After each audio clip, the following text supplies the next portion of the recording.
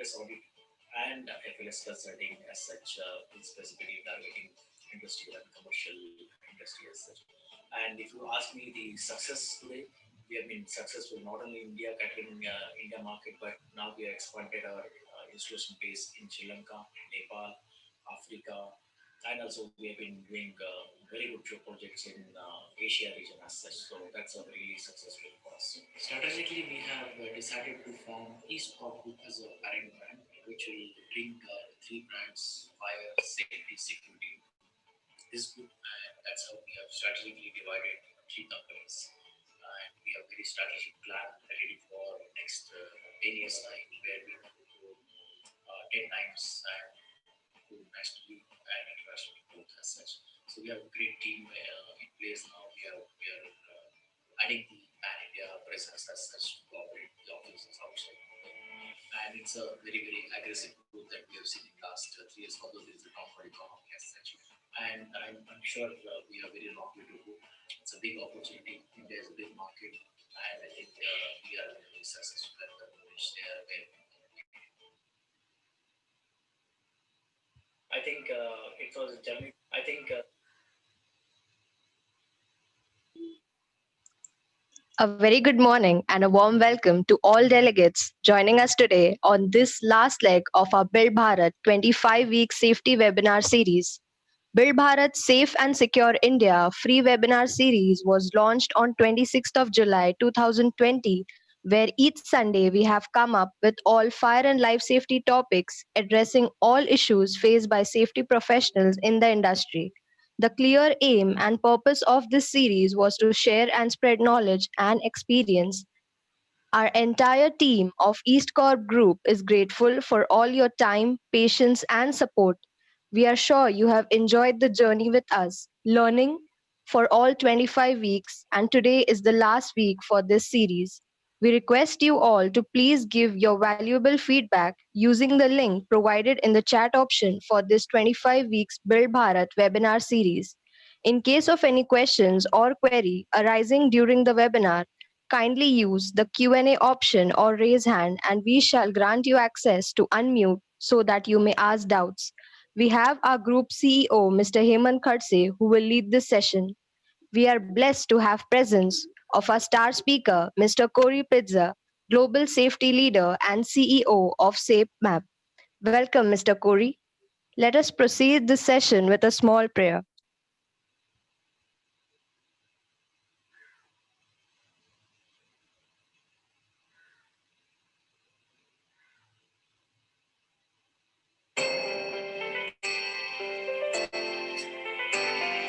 असतो मा सद्गमय तमसो मा ज्योतिर्गमय मृत्योर्मामृतं गमय ॐ शान्ति शान्ति शान्तिः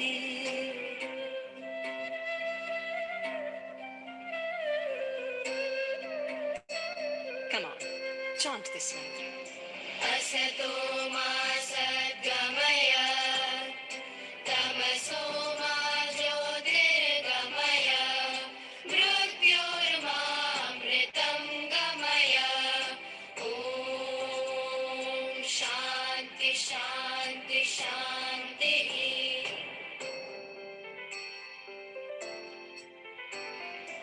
असतो मा सद्गमय तमसो मा ज्योतिर्गमय मृत्योर्मामृतं गमय ॐ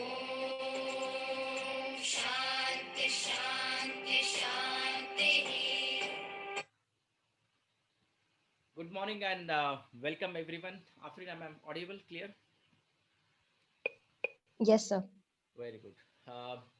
Really excited to be here again this Sunday, which is going to be our last Sunday. Build Bharat webinar series, week 25. Welcome with all warm feeling that I have today. And it's going to be really exciting day. It's going to be very informative, encouraging day for all of us who are watching us on Zoom at the same time, parallelly watching us on Facebook Live. So I welcome both the audience. It's going to be very exciting journey, as Afrin did mention in the beginning, and we had a lot of constraint till July, working in the environment, and that too in a pandemic environment. And that's how this enlightenment came into mind. Why can't we start this series, which is going to help all the community around us, and take this COVID as an opportunity, as sharing the knowledge and information. So we came up this big initiative, and it was not something which is really easy to do. It's a consistent effort that required.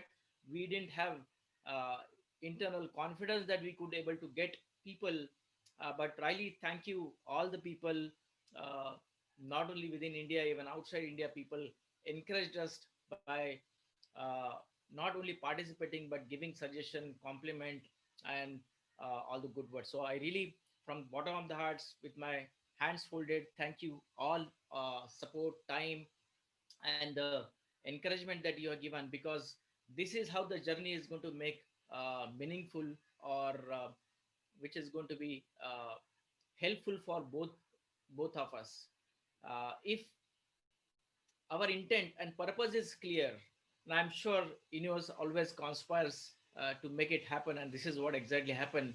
We didn't have any technical hitch in any of the session that we had in last 25 weeks. We didn't have any interruption, we didn't have any kind of a mismanagement, so it was all smooth affair. So it's all credit goes to you, people who made it this possible. So I take this opportunity in the beginning to thank you, all your audience, all your confidence on us, this thing. There are a lot of compliments came in, but a couple of them I can actually, Afrin could compile it and share it with in the form of this slide here in front of you. Thank you, Mr. Dias from Goa, who has said very good, kind words about us, and has been very, very consistent in joining our webinar. So thank you, Mr. Dias. We had Mr. Lalit, who has been always vocal and very participative in throughout all the sessions that we had. He represents a pharma company, and again, sitting with a lot of risk, a lot of hazards. I think he find it very useful. That's what he elaborated in his compliment yesterday. So thank you, Mr. Lalit.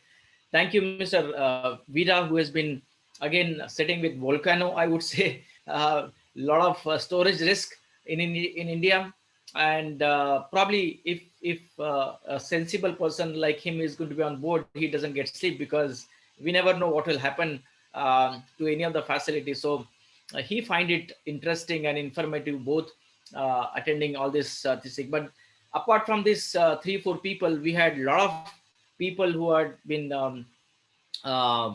vocal about us, and consistently attending our webinars. So I encourage, please do not hesitate to write feedback to us. There is a link in the chat option, you can click it, because the more you give your feedback, it is going to inspire the world around you. So it is not just important for us to improve on, but it is again an inspiration for entire community around you to have this knowledge sharing as the continuous journey. And that's how we wanted to bring this along. I call always a Gan Yagya. It's a uh, knowledge series that we started, but with a very clear focus in my mind that we wanted to reach out to maximum audience with fundamental knowledge, because fundamentally people are not conceptually clear when it comes to fire safety security. Otherwise, there are a lot of training happen, there are a lot of learning happen, conferences happen, but then that knowledge comes and go. Fundamental are very, very important, and we wanted to get those fundamental clear in all these element that we try to capture right from day one, which is 26 July that we started. So we uh, combine this specifically fire safety security as an integrated, because more than 50% resources in India, specifically in our country, which are integrated resource. That means multi-skilled, multi-dimensional role people are expected to do. and that's how the gap arises. Maybe somebody is good in safety, may not be good in fire or security, vice versa. There are a lot of gaps in terms of understanding the basic fundamental of course and engineering. What are the practices involved? How do you build your strategy? What is the basis of design? So those are the elements that we try to capture and covered in the form of petals, I would say. And specifically we started with the planning phase. What are the ingredients required, elements required in planning stage, as a responsible end user. Then it comes to implementation or construction phase. What end user as a customer, when you're trying to protect your facility, what are the elements that you need to consider during your construction or implementation stage. And then last piece that we covered and we gave a focus on operation, testing, maintenance, and training phase, which is a last leg, but which is again a very, very critical phase for many customers, many end users. When I'm saying end users, that means the people who are sitting with some facility and they are responsible to protect their facility. They are responsible to protect their life inside the workplaces. So that OTM phase, operation, training, maintenance phase, again, we try to cover in many aspects in terms of how do you take over the projects, how do you sign off, how do you commission it, how do you recommission it, what's the stage of audit that is going to be uh, important in terms of keeping that cycle live. And if you look at it overall, the gist of it is basically in terms of learning, review, and adapt. And I'm sure those people who have attended our this webinar series, maybe offline, online, even if few people, I'm making a statement here, even if few people are able to learn out of this webinar series that we have done, they look at it, they review it in terms of what practices they can adapt or implement. I think the purpose of this webinar is going to be fulfilled. To me, success is basically when people started implementing, adapting the best practices that we have shared. I'm not going to count this success based on the number of the people or attendees or likes that we get. I'm going to be measuring the success of this webinar is how people are able to learn, review, and adapt the practices in their own facilities, and that's how the cycle is going to be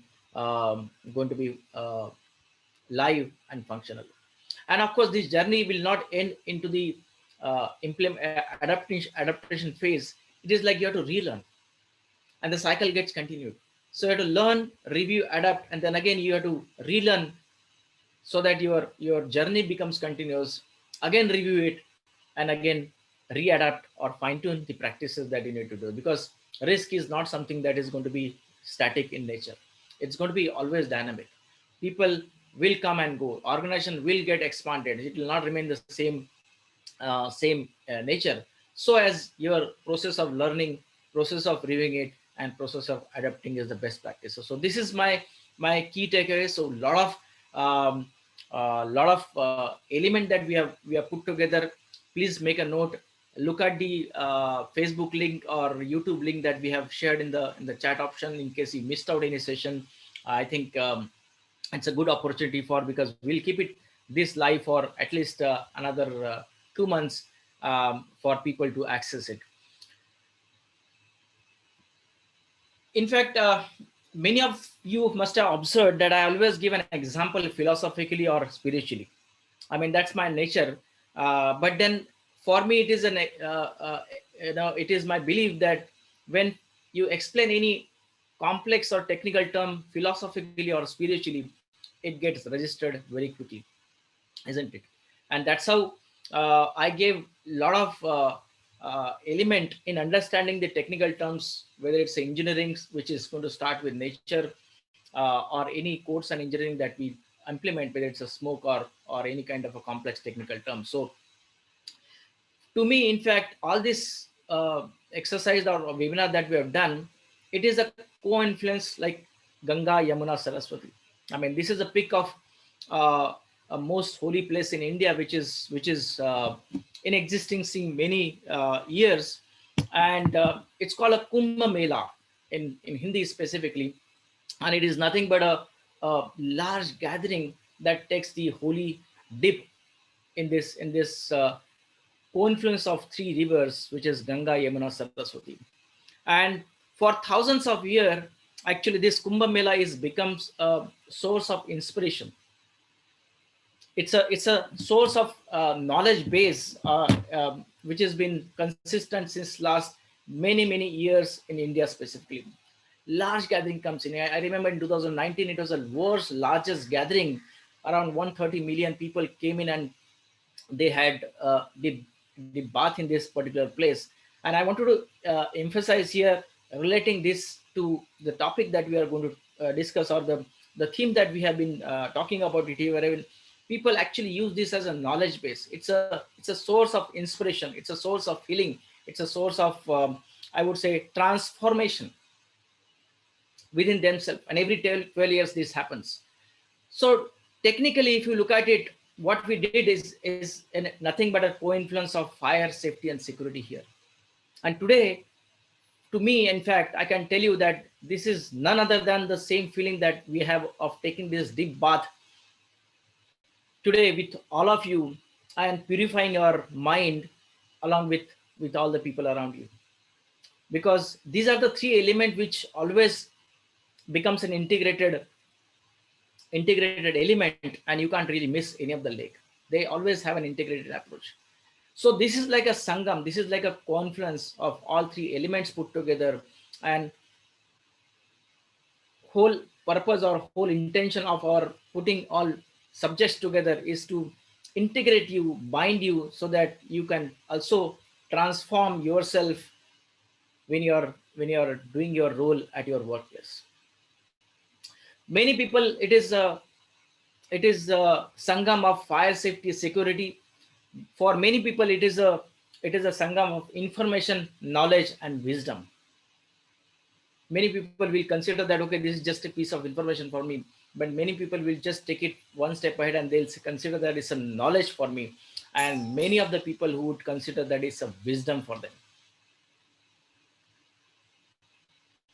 For many people, it's a technical knowledge. For many people, it's a operational knowledge. For many people, it's a functional knowledge. So it's a confluence of technical, operational, functional topic which is related to the fire safety skill. So it's all about how you are going to take benefit of this knowledge base that we have created. And I'm really glad we did our best, and I'm sure you are also got benefited out of this whole picture. And I wanted to actually sum up very quickly here, because we have a very important and very respected international uh, speaker expert, Mr. Kori, who's going to be leading this event or leading this today's webinar. So I'm sure you will really gain when you are leaving this webinar today. You are going to be energized as I am. But before that, I wanted to give you a summary, because many people have joined today newly. So they wanted to get an understanding why it is and how it is going to be there. So in nutshell, we try to capture these three element: fire, safety, security, and risk is the common element that is exist in all three elements. And the takeaway of this webinar series is in three words: how are you going to prepare yourself, your organization, so that you can mitigate your risk, you can minimize your risk, because there are chances that you cannot eliminate the risk. So how are you prepared in terms of your fire, safety, and security? How are you able to protect your facility well, adequately, and efficiently? That is how, again, the takeaway of all these things. And third important element is, how are you able to prevent your workplace so that any occurrence doesn't happen? So yesterday, in fact, there was a hospital where 10 infants were killed. It was really a nightmare. It is really a sudden accident that had happened, but it is what the life is all about. And this is what the gap today in the industry. People do not estimate the risk correctly. They don't perceive the risk correctly, and they are not able to prevent, protect, and prepare themselves to, uh, you know, uh, avoid those kind of accident, and that's how fatality occurs. Your codes standards are going to be the baseline, are going to be fundamentally your base of your entire plan that we do, and we discussed at length. And second pillar is going to be your compliance, how compliance to your local standards or your moral codes. Are you going to be just limited to compliance to the statutory body, or are you going to comply to your moral codes? Again, this becomes the two strong pillars of your strategy, and that's how your strategy gets developed when you combine all these two elements put together. And strategy is nothing but a basis of design.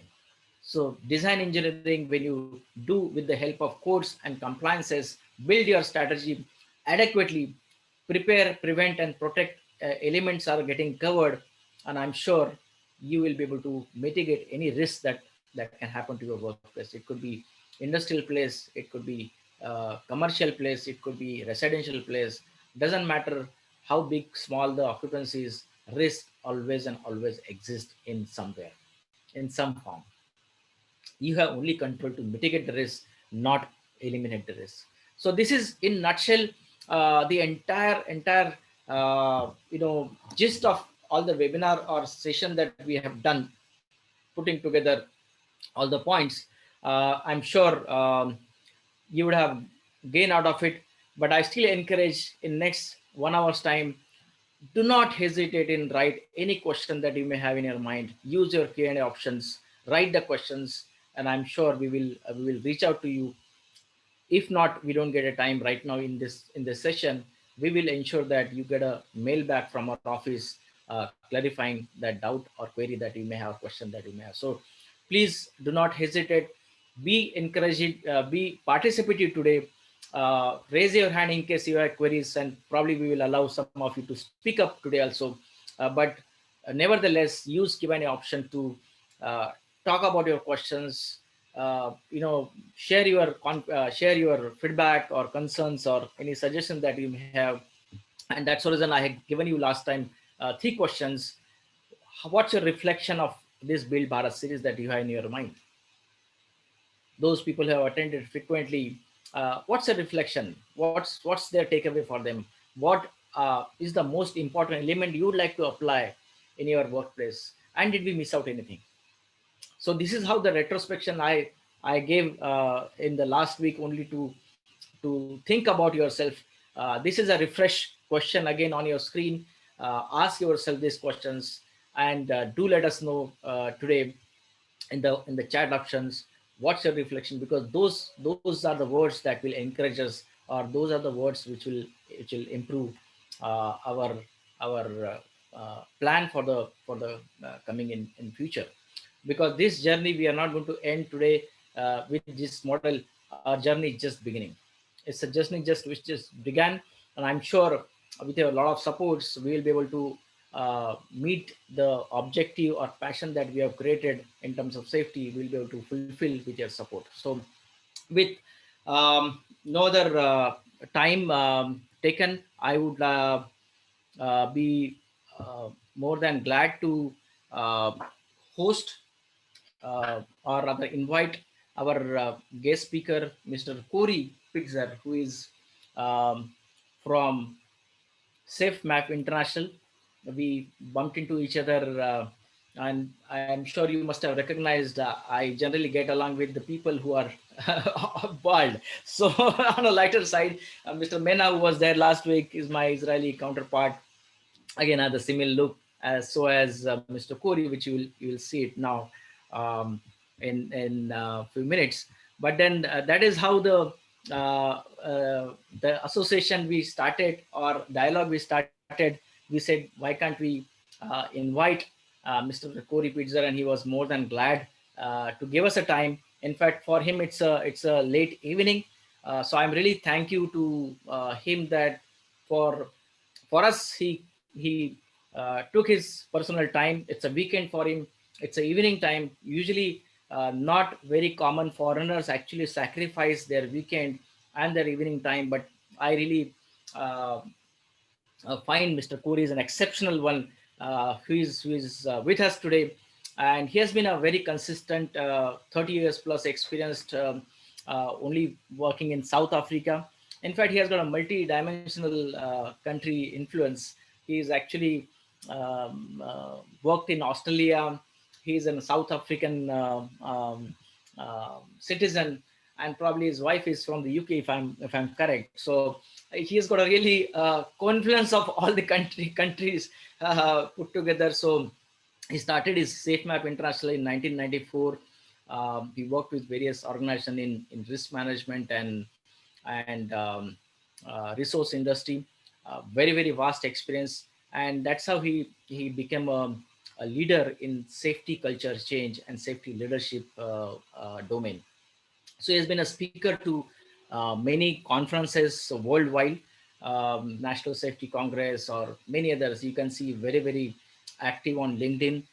He's a specialist, I would say, in terms of safety culture change and strategic safety leadership development as such. So uh, very, very highly regarded personality internationally, and we are fortunate privileged to have him here today as a speaker today, talking about the safety culture, which is the most important element which organization need to understand strategically.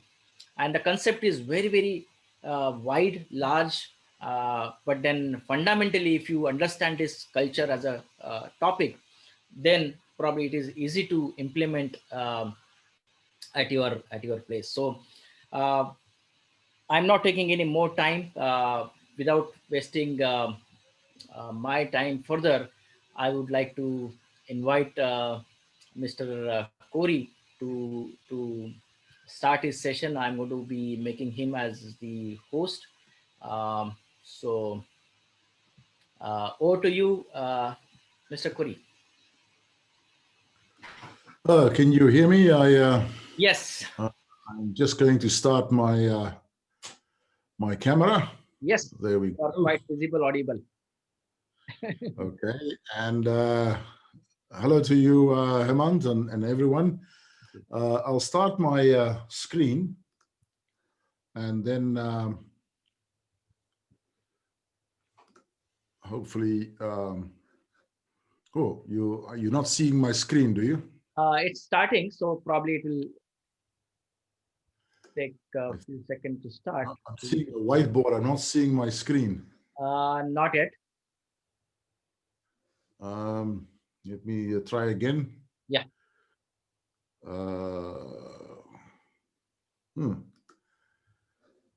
Here we go.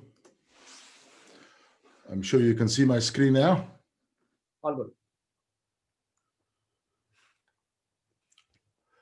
Okay. Thank you for the introduction, Hemant. As he said, I'm very mindful of the fact that I'm South African, I am Australian, and I'm now Canadian. I live in Canada for the last 12 years, and I speak in my second language, and you listen to me in your second language. So I'm very, very mindful of that. But I'm also very mindful for the people who are joining us today that you are not watching the cricket. I've been following the cricket very much. I see the score is now 71 for the loss of 1 wicket. And I mentioned to Hemant the other day that although I'm Australian, I'm originally South African. I don't like the Australian cricket team. I'd like them to be beaten. So I'm behind India in this series. So hopefully we have a common enemy in this regard. I'm going to talk to you today about quite a complex topic, as Hemant said. It is about safety culture. And what I'm going to try to cover for you is what safety culture models exist, how is it best measured, what do you measure, the metrics, and the modification. How do you change culture? And so this is not an easy topic. It is something that has baffled the minds of many people.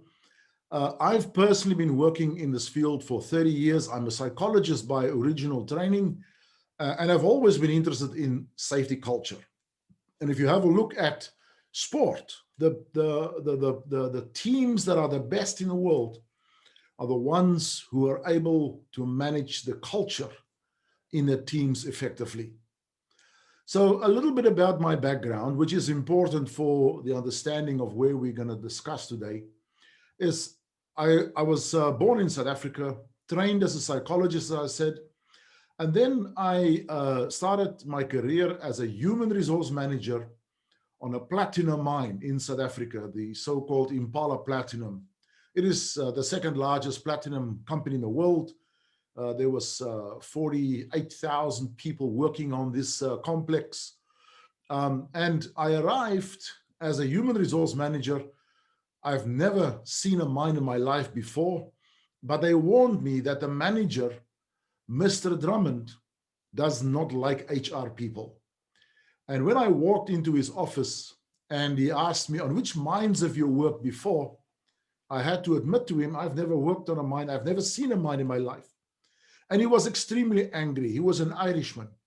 And he chased me out of his office and he said to me, you must go on the ground and get a blasting ticket. And if you get a blasting ticket, you can come back and I'll give you an office. But you must know what is the work that people do on the ground. Now, I just want to show you what it looks like to go and work on the ground. And this blasting ticket, I had to work 8 months on the ground to earn this qualification so that you are a qualified miner. So you go down in these, what they call shafts, and you go down in huge elevators. We call them cages or skips. You can have 50 people in one level, and you have another 50 people on another level above you, and you go down, and this is how deep you go. You would go down the shaft, and you would sink with the elevator the first 1,000 meters. Then you get out of the elevator, you walk to another elevator shaft, and then you go down another 1,000 meters. And then you go down another 1,000 meters. So you're now 3 kilometers on the ground. And then you would walk sometimes 2, sometimes 3 miles to get to your workplace. Now, when you get to your workplace, it is very, very disturbing. You're looking at this dark picture. Now, what is actually there is what we call a stope. Now, the stope is 1 meter high. We have huge steel pillars in place to prevent the rock from falling on us. And above your head, you've got 3,000 meters of rock, and it's extremely hot, 35 to 40 degrees Celsius on the ground, sometimes 45. And it is incredibly difficult to breathe. But this is where we worked 9 hours a day, extremely hard work. And it was in this environment that I learned for the first time what culture is. And based on my experience there, I call this deep, safe culture. Now, what kept us together, what kept us alive, were a few basic practical rules, but more than anything else was the culture of people caring about each other. In that environment, you know the person next to you will look out for you. And this was my 8 months of experience in safety. I came out from this training, and very soon after my training, instead of continuing with my career in human resources, the manager put me in charge of safety, because he said safety is about the people's thinking about psychology. So I worked in this role, and in this company, not in the same company, the platinum division, in another division, the gold division. This is a huge company. They had over 100,000 people in the bigger company. And in the gold division, we experienced a mine disaster. Now, this was a gold mine that on the 16th of September, 1986, 177 people were killed on the ground. and they did nothing wrong. They were overcome by a fire, and Hemant talked about fire risk. They were overcome by a fire and the gases killed them. And this event was the reason why I was appointed as the group risk manager for this big company, which was later known as Billiton, which has later become BHP, the largest mining company in the world. But this event had me looking with very critical eyes at disasters, because the reason this was astonishing was this mine had just achieved a very high standard in safety, a high rating in safety. They complied to all the laws, all the systems, and they were given a 5-star rating system because of their outstanding safety. This started a journey for me where I started researching what organizations had these kind of characteristics. Organizations that are outstanding in safety, but they experienced dramatic catastrophic events. And I identified 27 of these companies around the world. Over 6,500 people died in these companies, and they should never have died, because this was actually extremely good performing companies. One of them, I'll quickly tell you and relate to you what happened with them. Lac Mégantic is here in Canada, where I live, on the East Coast. I live on the West Coast in Vancouver. And it is a little town just above the United States border there. And on the 6th of July, 2013, a catastrophic event happened. Here is what happened. The train, and the company was called MMA, this train was stopped for the night. So the train driver would get off the train and he would go and sleep, and another driver would come the next morning and continue with the journey. So it was a shift change. Now, what happened was, it was on the 5th of July, 10:50, 10 to 11 at night. And it was the shift change. And the train was stopped on a very, very small gradient, 0.9% decline. You can't even see it. But they had a rule. They have to ensure that the air brakes of the locomotive is engaged, so the engine must run through the night. And the driver must also set mechanical brakes on 7 of the wagons. He must engage these brakes, and then he could go. When he got into the taxi that was taking him to his hotel, the driver of the taxi says to him, "I have noticed some smoke coming out of the locomotive chimney, and it's on my windscreen." And he says, "Yes, there's a problem with the engine. We had some engine repairs, and it has sometimes, it leaks a lot of diesel." Well, later that night, while he was in bed, the loco caught a fire. And someone called the emergency department at 11:30 p.m. and the fire brigade came to extinguish the fire. They shut the locomotive off, the engine off, because they have to extinguish the fire. But now, and they notified the leadership of this company in Montreal. But now the brakes, the air brakes of the loco is now not functioning anymore because the engine is not running. But of course, they have the mechanical brakes on the wagons, but they started failing, and the train slowly started running.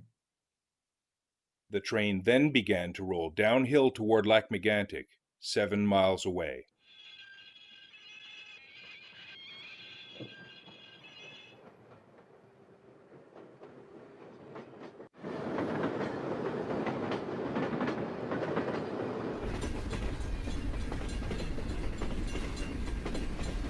As it moved down the grade, the train picked up speed. reaching a top speed of 65 miles per hour. The train derailed just past the Frontenac Street crossing. Almost all of the derailed tank cars were damaged, many of them from large breaches, and about 6 million liters of crude oil began pouring into the streets.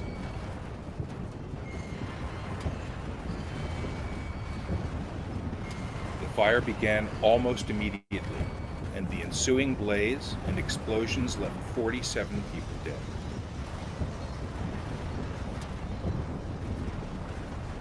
Vraiment beaucoup de chaleur ici aujourd'hui. C'est capoté. On peut pas s'approcher. Vision d'apocalypse.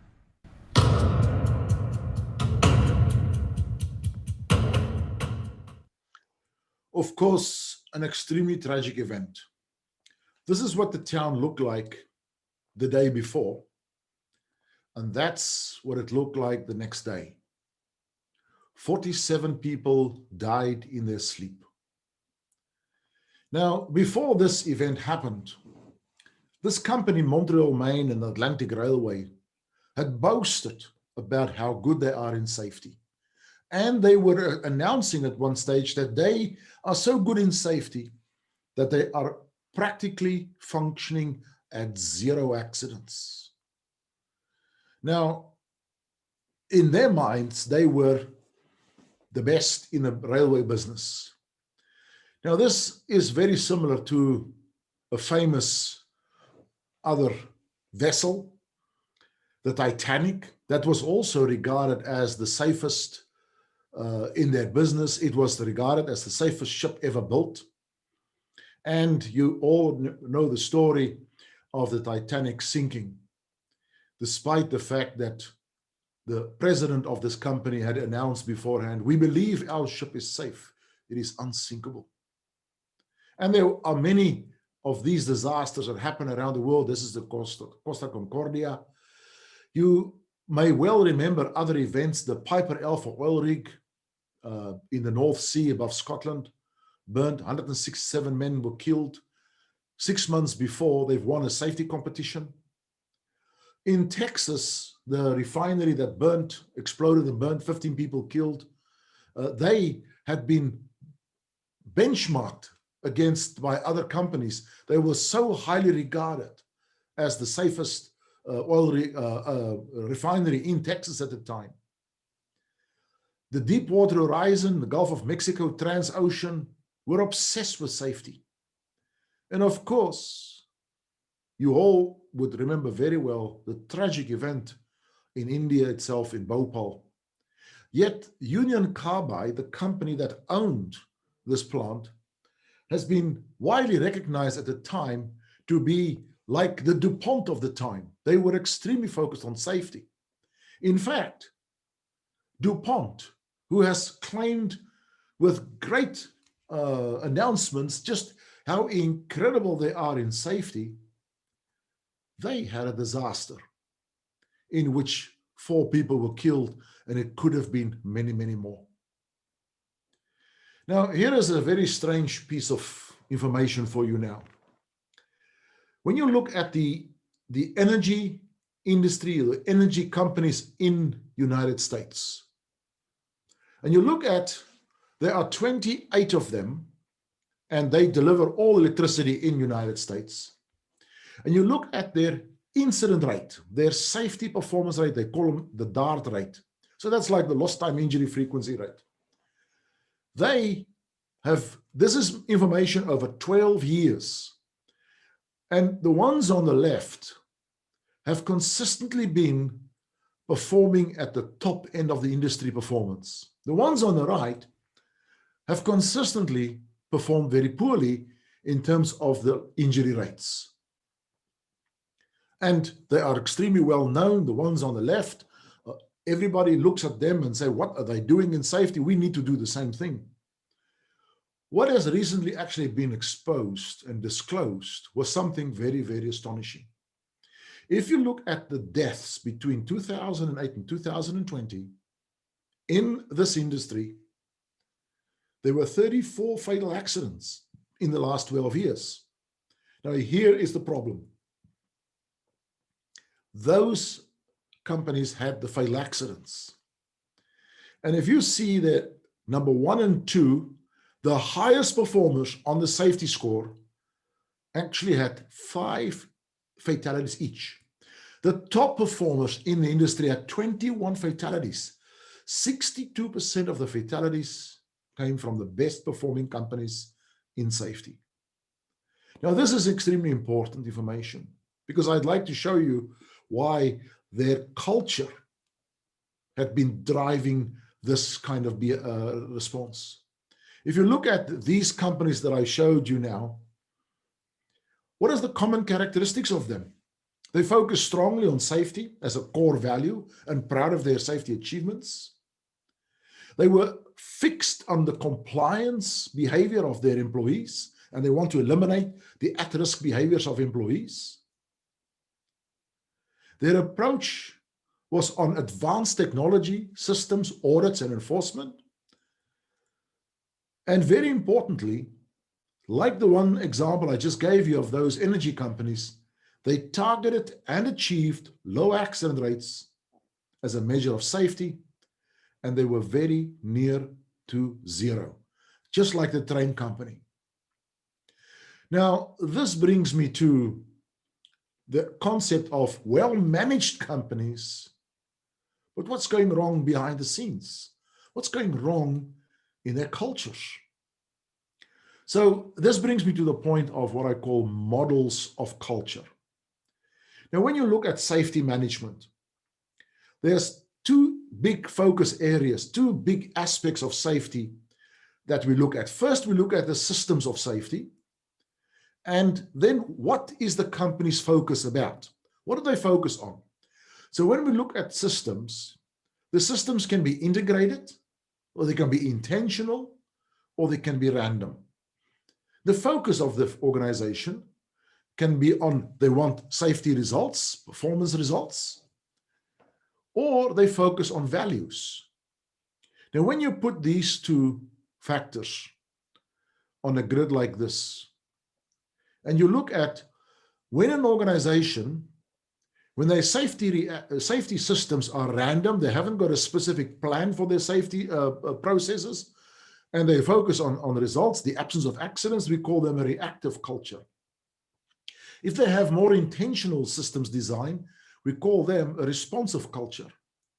And when they start to integrate their systems, but they focused on safety performance, on lost time injury rates, we call them a rational organization or a rational culture.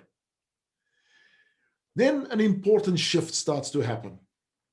When an organization starts to believe that we are doing safety because it's the right thing to do, because we care about people, that's when they start to focus on values, and that's when we believe they are called a responsible culture.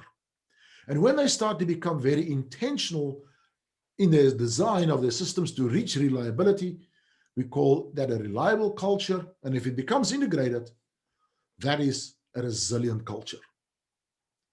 Now, if you put them on a scale like this, there are very detailed descriptions of each of those areas. What does a reactive culture look like, a reliable or a resilient culture? Now, what happens in these organizations that I just mentioned to you that had outstanding systems, outstanding focus on safety? They were highly focused and serious about safety in their organization. What went wrong there?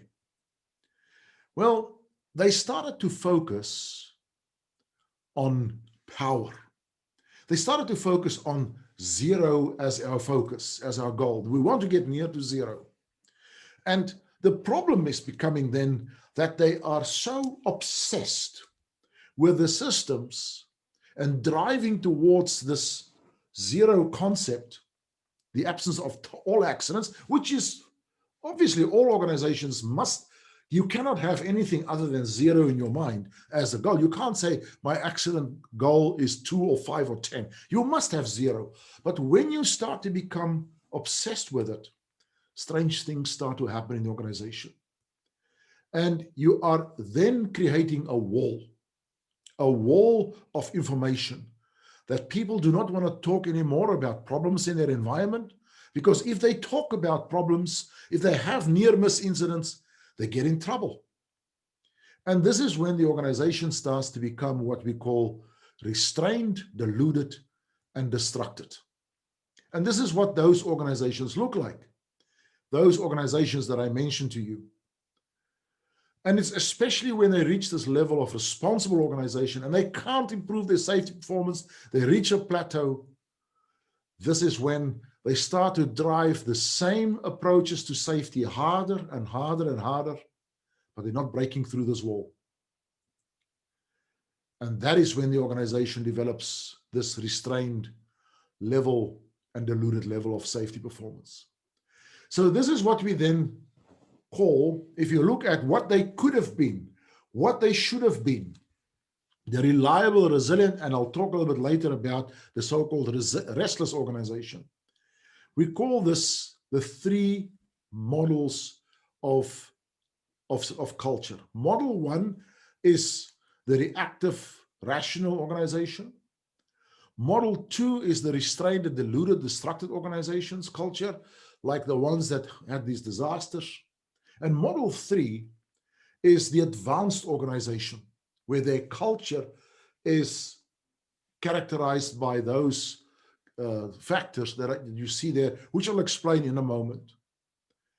Now, there is a very important statement about safety, about culture, that culture will beat your system every time. Culture will override your systems every time. And I want to show you with an example. The example is a little video of my friend. His name is Daryl. Daryl works as a carpet layer in houses. He's got a little business. And he has been commissioned by a very important person in the town, the mayor of the town. She wants to have new carpets in her house because her daughter is having a birthday party on the Saturday night. And she says to him, it's Wednesday today, you must finish the job before Saturday because we have many people coming to visit us. And he promised her, no problem. So he starts the job.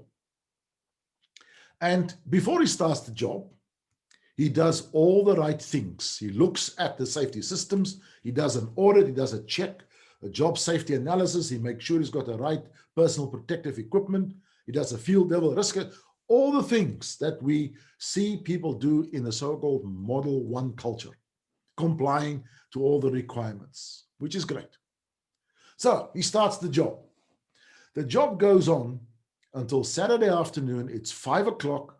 He's just finishing the work, and she is coming in any moment to inspect his work.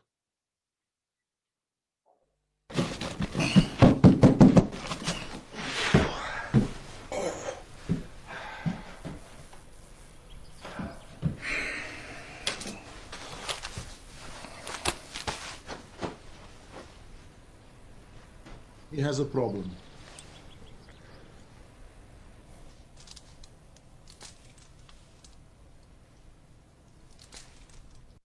Now, this is a critical moment. This is where culture takes over. The system says he should lift the carpet up and he should fix the job up. That's what the system says. That's what he should do. But what will he do? What will Daryl do? Well, I think you know what Daryl will do. Culture is taken over.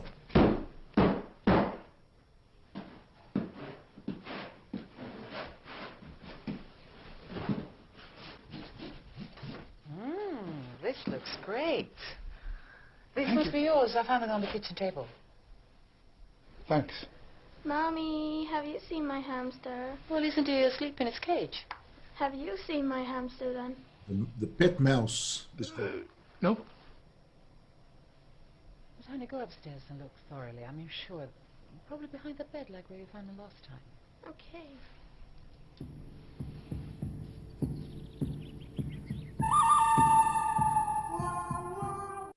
What a terrible outcome for him. He has suddenly, where culture comes alive, and this is the culture too, that deluded, destructive culture. And he has another dilemma because he still has to now call this little girl in and tell her that her pet mouse is actually dead now. So what is he going to do? Well, in his model 2, he's not going to do that. What he's going to do is going to quickly fix the carpet up, take cut the piece out and replace it with another piece and pretend nothing has gone wrong. And this is what happens in organizations where there is a fear of people to speak openly about risks that they or problems that they encounter because they get in trouble. And when you see a set of workers working like this is a massive pump. Now, their management is very serious about safety. Their management has been always talking about safety, giving them instructions, telling them we must always focus on doing the right thing. We must avoid all accidents. We don't want accidents in this organization. And we don't tolerate any deviance from rules or regulation. So people become fearful. And this is what happens in the teams. There is no open discussion, open communication left anymore because of this fear. And management's words, management's messages hits a barrier. It gets distorted. It gets changed.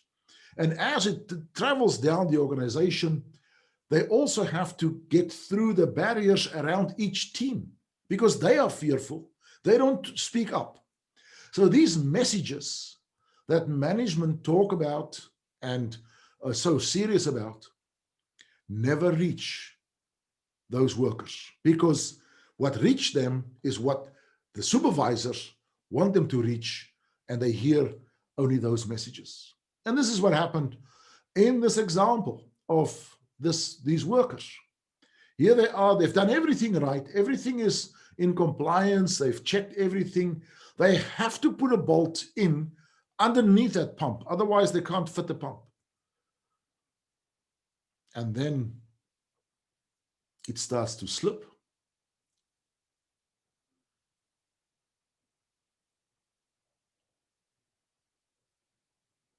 And fortunately for them, no one is hurt. Now, this is an incident that happened. The floor is damaged.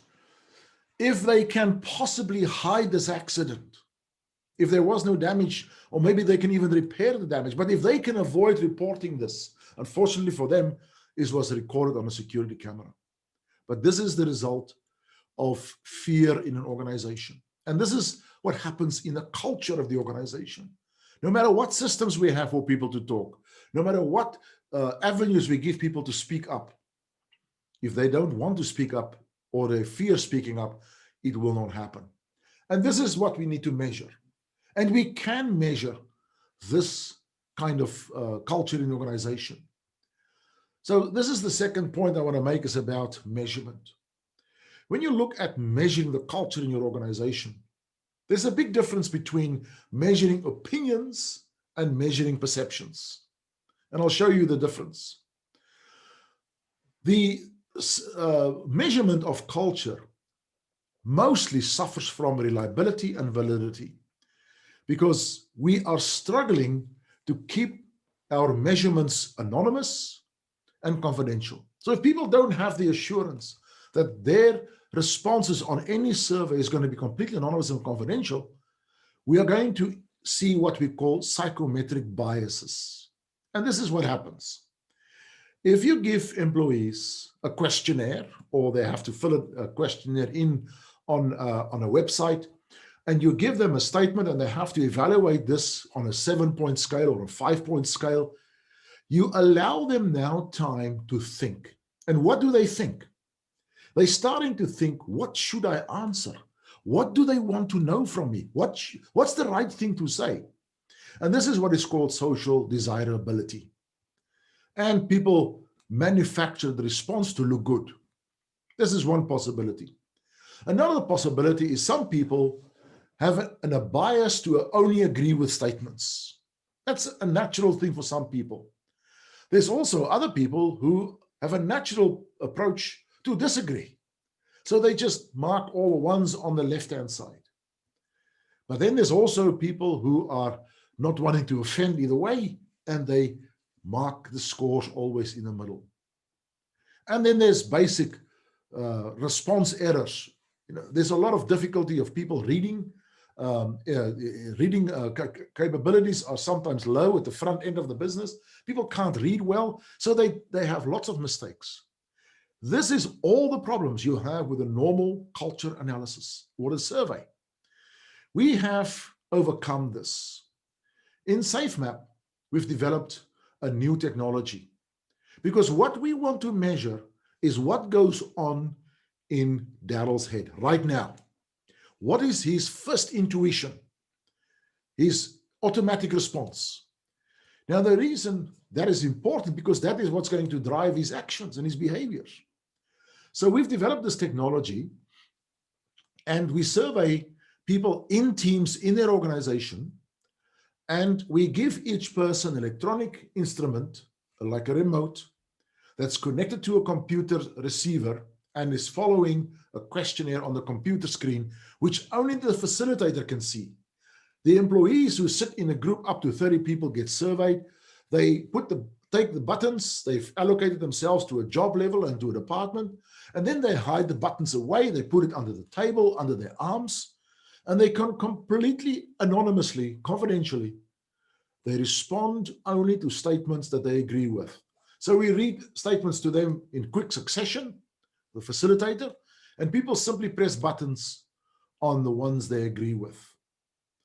Now, sometimes, and this delivers this absolute anonymity, and it gives people give their intuitive response.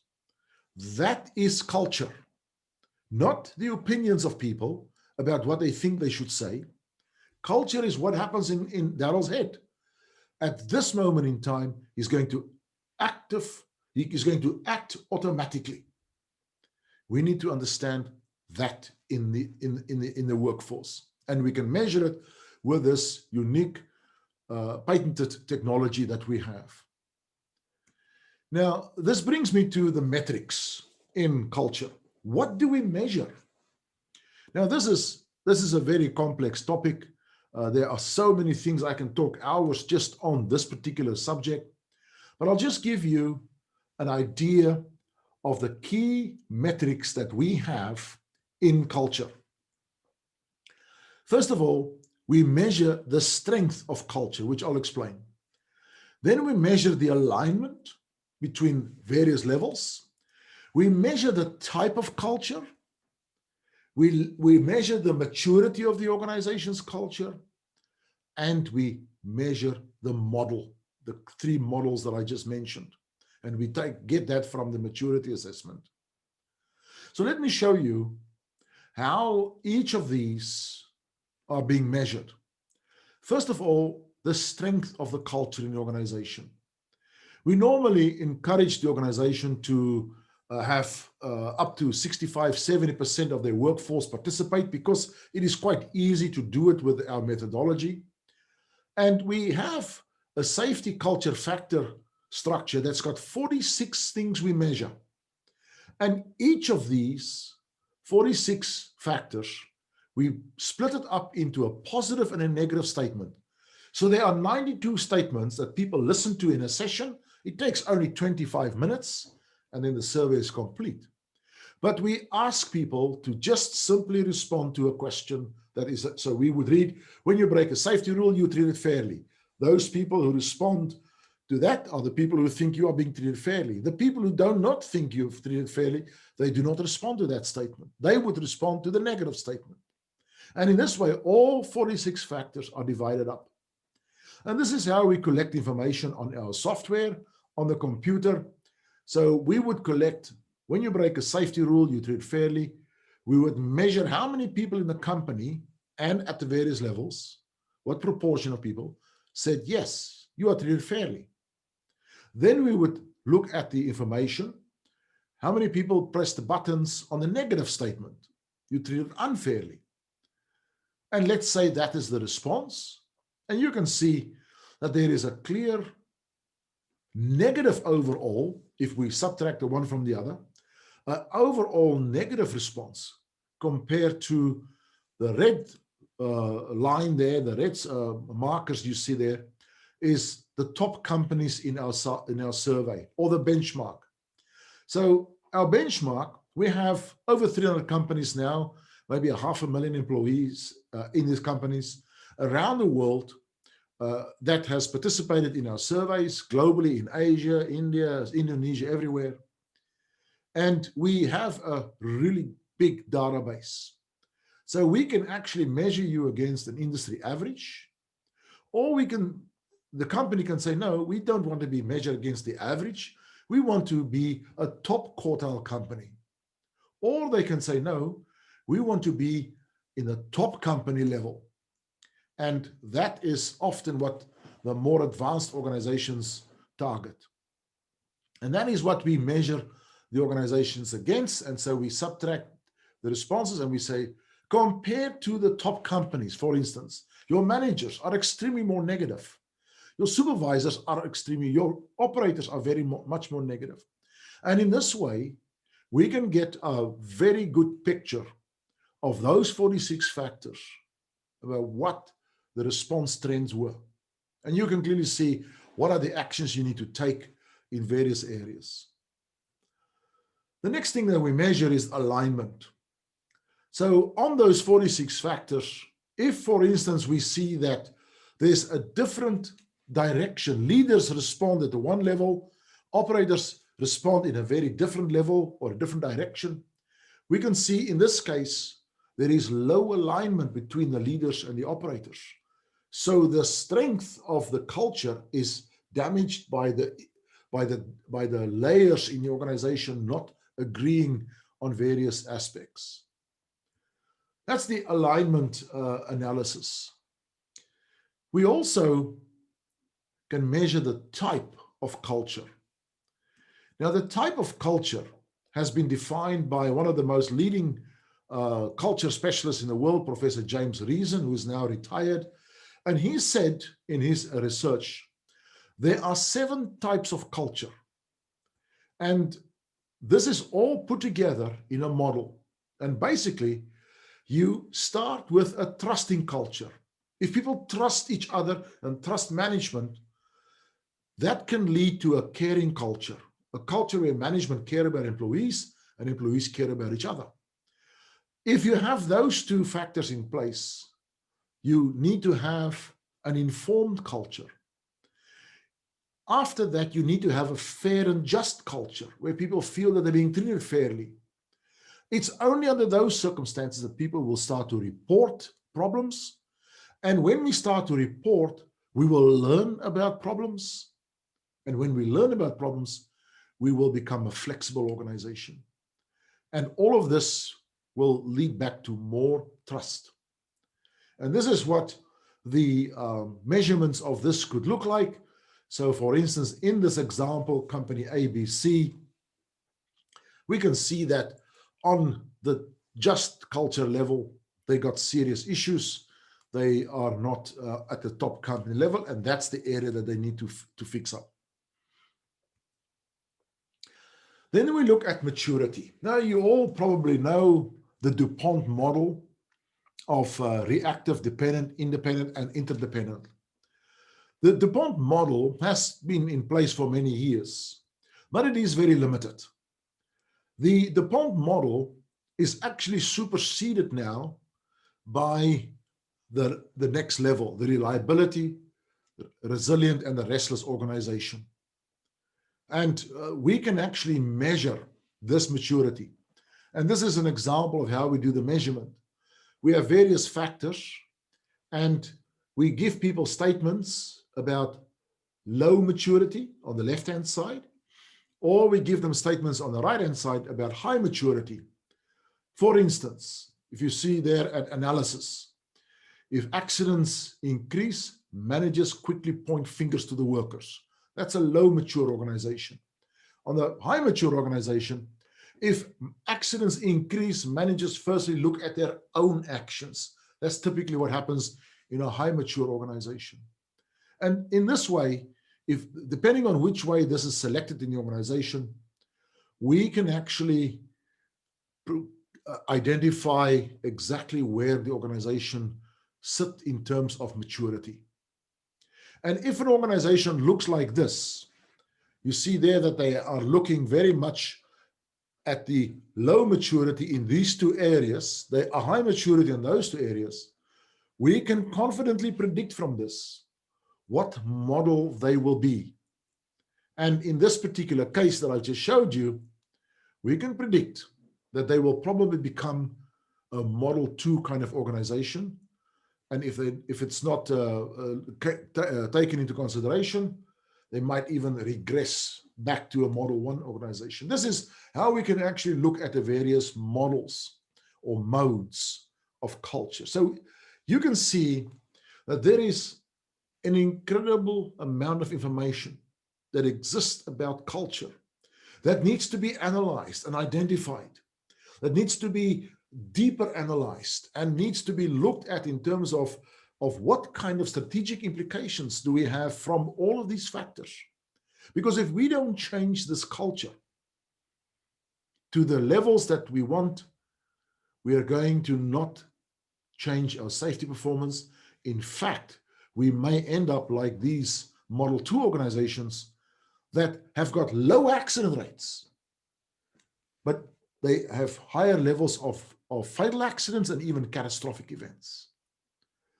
Now, I'm not going to go into too much detail about the modification of culture, but I'll give you some information about this, because transforming a culture in an organization is extremely important.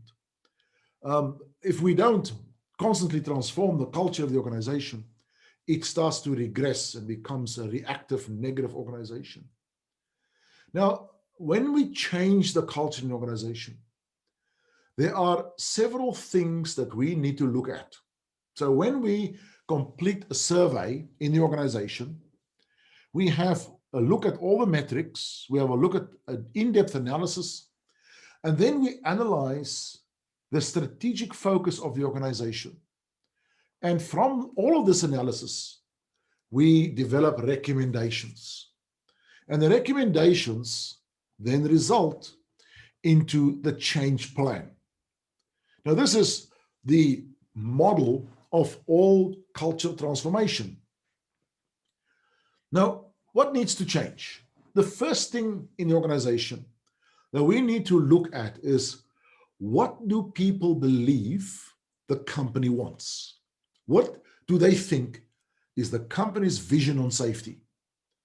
And we have to then look at this and say, you are so far away from your ideal level, from top companies, if that's where you want to be, that you need to revision your organization.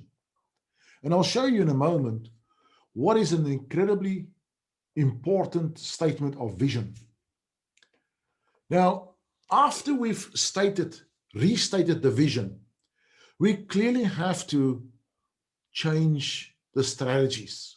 We have to take a strategic look at safety, and we have to reset our strategies to align with the vision that we want. And at this point, we have an important step.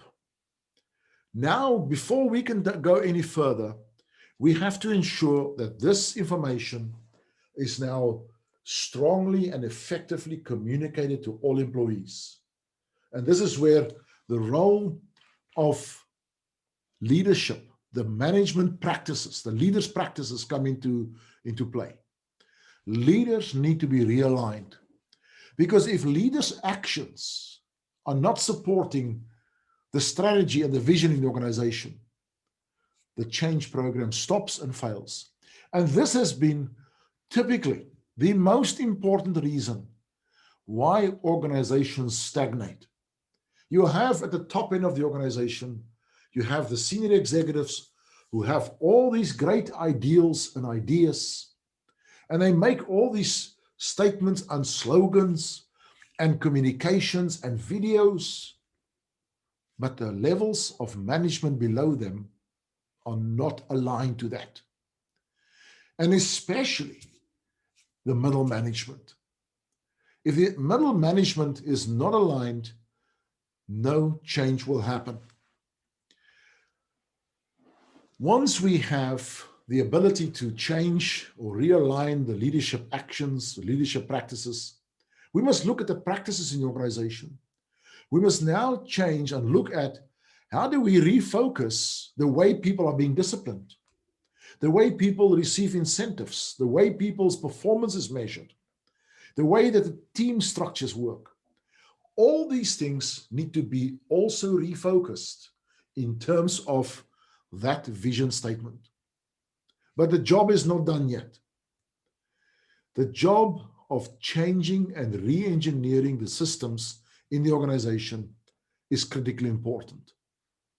Now, we've done a great deal of research in the field of changing risk systems.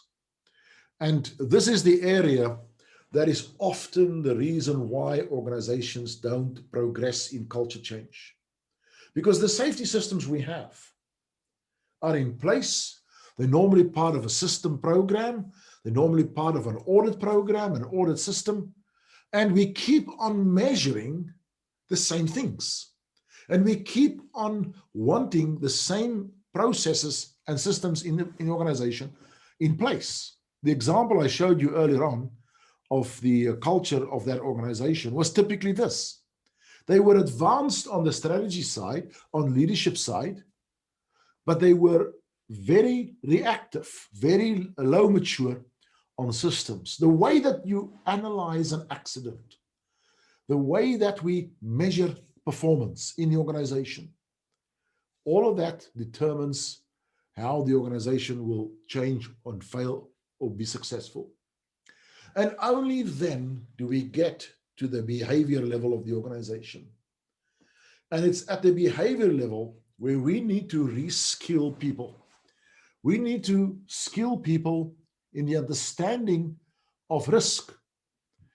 One of the great deficiencies we found is that people are being trained to simply do their jobs technically. They're being trained to comply with rules. Nothing wrong with that. But risk doesn't work like that. You may comply to a rule, and it may be a rule that will kill you. Let me give you an example.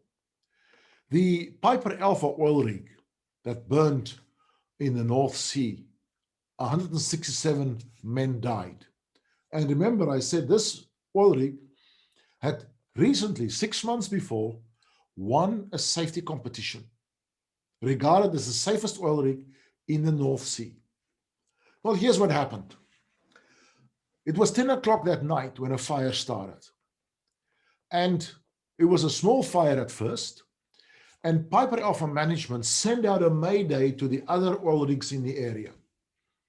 And the other oil rigs received the message on the radio, but then they lost radio contact. And they didn't know what was going on. And they assumed Piper Alpha will get the fire under control because they have very advanced water deluge systems on these oil rigs. If a fire starts, they automatically kick in and they spray water all over the rig under high pressure. The management on the other oil rigs assumed that that's going to happen. And they kept on producing oil. And what happened? And they were under production pressures. The culture in the organization was such that you don't shut the plant and the oil rig down for simple reasons. There is a high pressure on production, and it's a cultural issue. They kept on producing oil. But because Piper Alpha is not pumping oil, and they're all connected to the same pipeline, the pressure in the pipe was so low that the other two oil rigs in the area, their oil did not go to the mainland. It actually returned to Piper Alpha. And it overflowed the oil rig with oil. And the small fire became a massive fire, and a massive explosion happened, and 167 men died. You know where they were dying? They died in the accommodation block. Now, this is almost obvious. Where else would they die? Well, the rule on an oil rig is if there's an emergency, you evacuate to the accommodation block, which is underneath the helicopter pads where the helicopters will land for evacuation.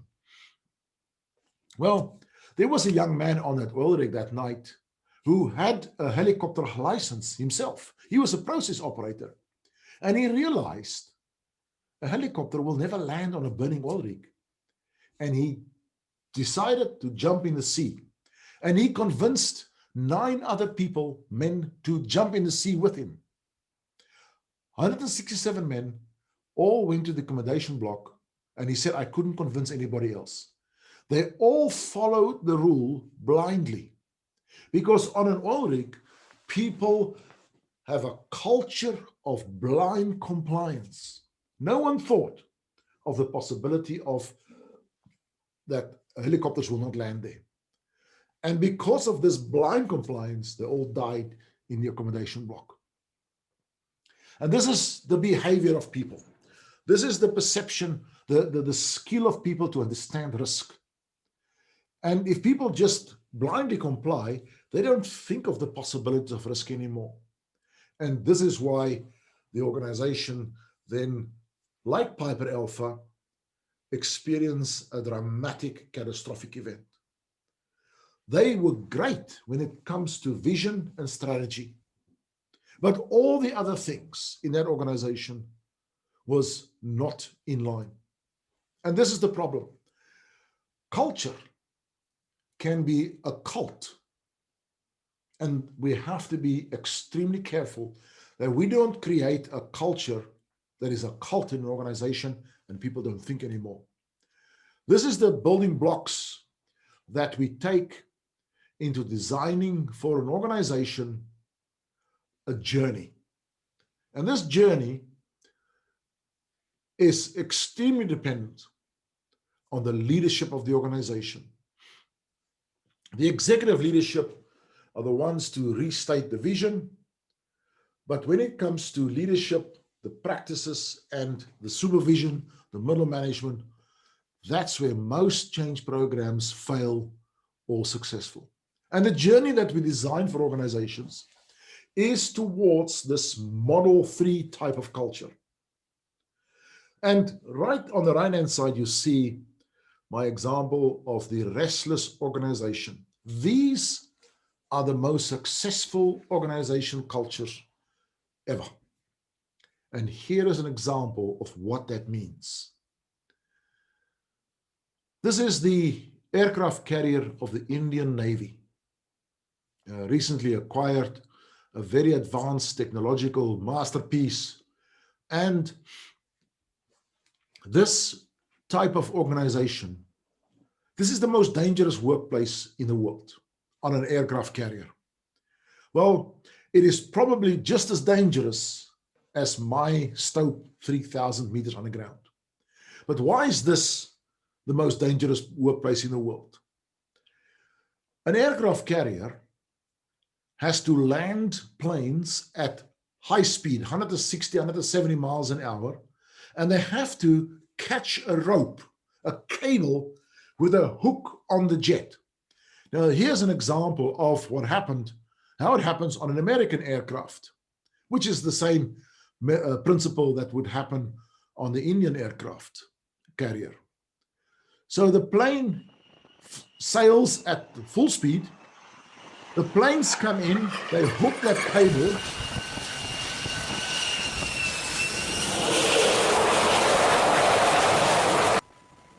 At the same time, they take off on the other side.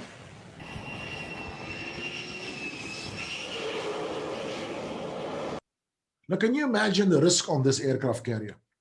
They land planes, jets like this, every 42 seconds. Within 42 seconds, the plane is stopped and is taken out of the runway, and the next plane lands. at full speed again. This is the most dangerous workplace in the world. And this is the same kind of workplace that I've experienced on the ground. And they seldom have accidents. Seldom.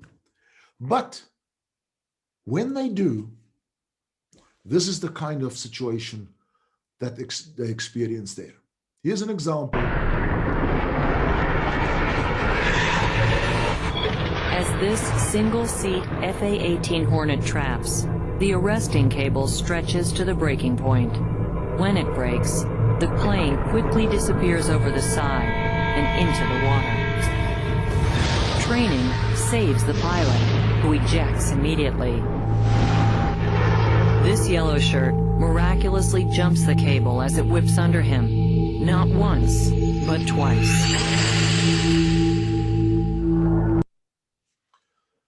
Now, people looking at this video clip often say he was lucky. The answer is no, he wasn't lucky. He was trained. The culture on an aircraft carrier deck is a very unique culture. The culture below the deck is completely different. That's the Navy culture. That's the more traditional safety culture. The culture of the aircraft pilots and the aviation side of it, that's another high technology culture. On that deck, there is a unique capability. And they don't define safety on an aircraft carrier as the absence of accidents, because it is the most dangerous workplace in the world. They don't define it as the presence of controls.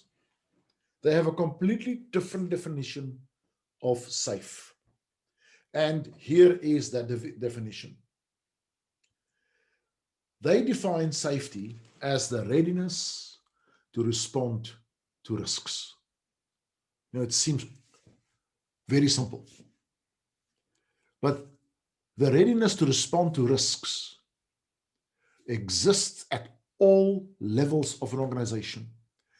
It exists in the vision. It is existing in the practices, in the strategy, in the processes, in the systems, in the behavior. All 6 of those elements I've showed you needs to be constructed around this definition. If you define safety in your organization as this, you will take a very different focus and approach to safety. Everything will change. You will not look at the reactions anymore. You will not look at defenses anymore. You will not be focusing your measurements on lagging indicators like injury rates. You will have a progressive future look at risk. You'll always look for the next accident, not for the past accidents to learn from them. You will look forward, advanced and proactive. Everything will change in your organization. This will redefine your culture, and it will make your culture the most potent, most effective culture that you can imagine, just like they have on those oil rigs, on those aircraft carriers. And I have clients in everywhere. That is one of the electricity companies in America are now following this approach from SafeMap. We have diamond mining companies that are following these approaches, and it's changing their organizations to the core. So my final lesson is, if culture trumps or beats, if culture beats your systems every time, you must make sure it is the culture that you want. This is important and critical. And I want to just go back to the example of the train disaster and close off. What you see now is a picture of North America, and the red lines there are train lines, railroads.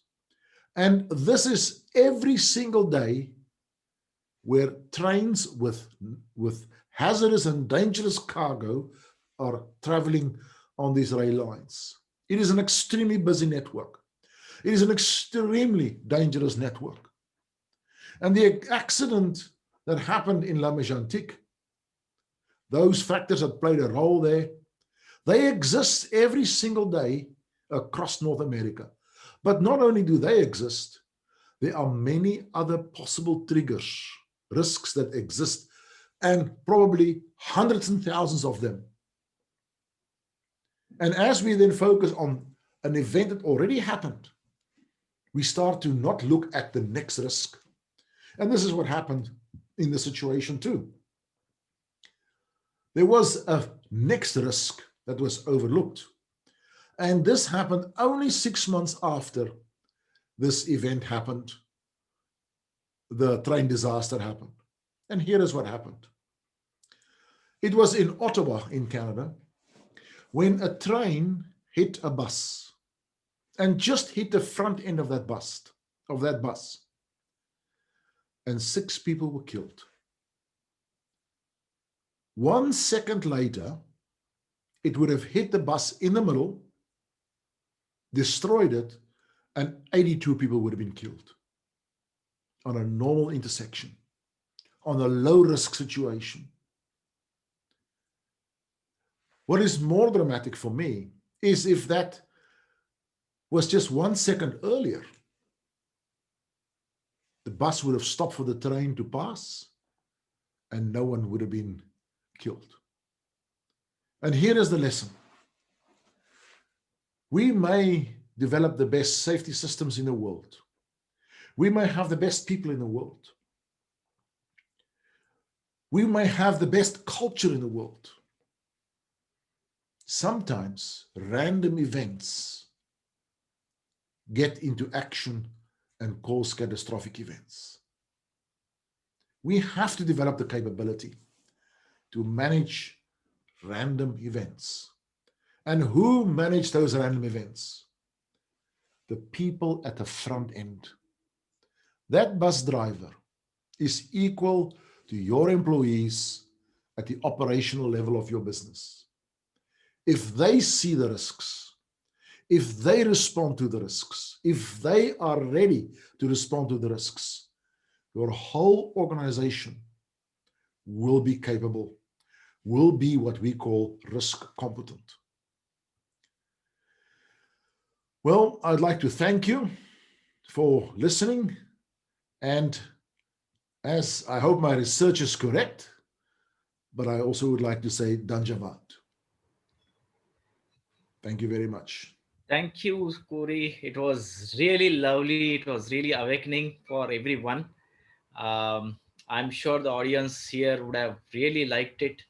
I request everyone if they can raise the hand as a token of acceptance, it will be really great. So I think it was great feedback from everyone here.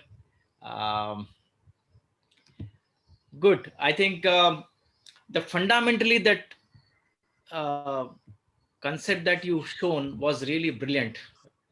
Readiness to respond to the risk, which is a key. It's not the system, it's not just even culture.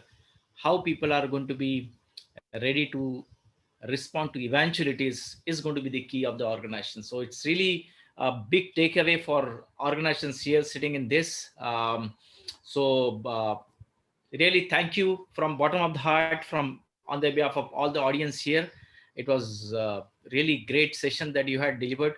And the more important that it was so engaged that people were glued.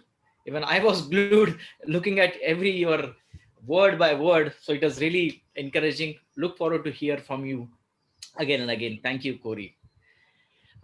Just to coming to end, I wanted to again recap on the program that we have launched just to take the journey ahead. Take a moment, look at the link in case you want to sharpen the skills as a trainer. This is a program that we are going to launch next week. Very limited seats. Make sure that you, your team, and people around you uh, are registered for this event. There's another program which is again lined up, which is for FLS auditor, internal FLS auditor. Both programs are very, very important skill development program for professionals who are responsible for their organizations. So make sure that you take time out in looking at this. Reach out to Afrin and block your seat. So uh, link is available for you to give a feedback. I don't know where we have any time to left out for picking up the questions, but you can always put in the question. We can answer it uh, by mail individually, because now we have no time left out to address your queries. So but then reach out to Afrin giving us feedback. I think we'll be glad to take your feedback and questions and concern as such. So with this note, I'm really thrilled with having this session Build Bharat series concluded today. We will definitely come back to you again with different theme, different programs, so that your engagement continues, our journey of learning continues. So with this note, let us take the spirit of making your workplace as the safe and secure workplace. I think the pledge is very important, and if individuals here are with us in taking that pledge, your organization becomes safer, secure. So as your society, so as your community, so as your nation, and so as your world. So it's not difficult to make your world safer and secure, but it journey starts with you. So with this pledge, let us conclude the session today with a national anthem. We can stand up.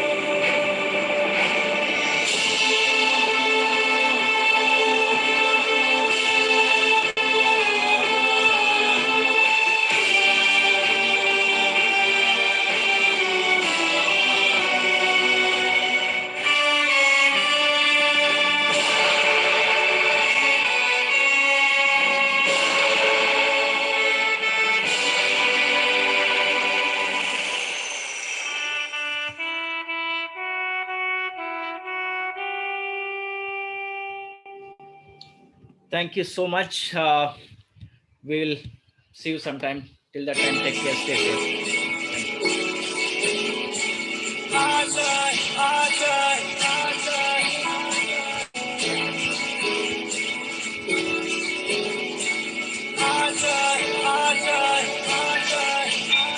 कुछ पाने की हो आस आस, कोई अरमा हो जो खास खास आशाएं, हर कोशिश में हो बार बार, करे दरियाओं को आर पार आशाएं, तूफानों